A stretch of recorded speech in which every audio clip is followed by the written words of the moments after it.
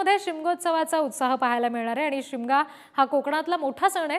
कोकणामध्ये हा सण वेगवेगळ्या पद्धतीने साजरा होतो। अगदी रत्नागिरीपासून ते तळ कोकणामधल्या दोडामार्ग पर्यंत वेगवेगळ्या पद्धतीने शिमग्याचा उत्साह ठिकठिकाणी पाहायला मिळतो आणि या आता सणाची उत्सुकता अगदी शिगेला पोहोचली आहे। चिपळूणच्या सावर्डेमध्ये 9 दिवस होळी पेटवली जाते आणि 9व्या दिवशी होळीमध्ये अर्धवट स्थितीत जळालेले पेटकी लाकडं घेऊन ग्रामदैवतेच्या मंदिर परिसरामध्ये गावकरी आणि मानकरी दुतर्फा उभे राहतात। देवाच्या नावानं फाक बोंबा मारून एकमेकांच्या अंगावरती फेकतात। ही जुनी प्रथा आहे आणि ती गावकऱ्यांनी आजही जपली आहे। विविध पद्धतीने शिमग्याचा हा उत्साह पाहायला मिळतो।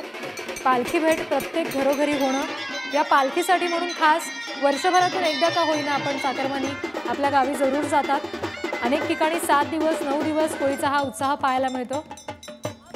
आणखी तपशील या संदर्भातले घेऊयात। कोकणात नेमका कसा उत्साह आहे जाणून घेऊयात। आमचे प्रतिनिधी विकास गावकर आपल्याशी जोडले गेलेत। विकास, काय नेमका कोकणात सध्या पाहायला मिळतंय? शेकडोंच्या हजारोंच्या संख्येने चाकरमानी सध्या तिथे आलेत। मोठ्या संख्येनं चाकरमानी आहेत ते कोकणात दाखल झालेले आहेत। एकूणच जर बघितलं तर होळीकोत्सवाची एक मोठी धूम कोकणात पाहायला मिळते आणि होळीकोत्सवाची वाट कोकणातील चाकरमानी पाहत असतात।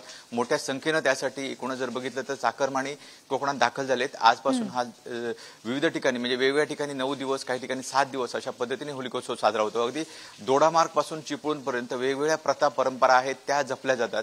दोडामार्गमध्ये विविध प्रकारची सोंग असतात ती काढली जातात, विविध प्रकारचे नाच असतात ते जातात आणि ह्या होळीकोत्सवाची जी एकूणच जर बघितलं धूम आजपासून पाहायला मिळते। पुढचे 9 दिवस कोकणातले वातावरण आहे ते भारावलेलं दिसेल।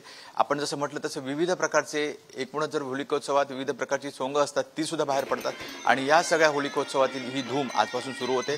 मोठ्या संख्येनं त्यासाठी चाकरमानी सुद्धा कोकणात दाखल झाले। संपूर्ण रेल्वेच्या गाड्या आहेत ते कालपासून फुल झालेल्या आहेत। मोठ्या संख्येनं चाकरमानी गर्दी कोकणात येताना दिसत आहेत। जी विकास, धन्यवाद दिलेल्या सगळ्या माहितीसाठी। कोकणामध्ये हा शिमगोत्सवाचा उत्साह पाहायला मिळतोय।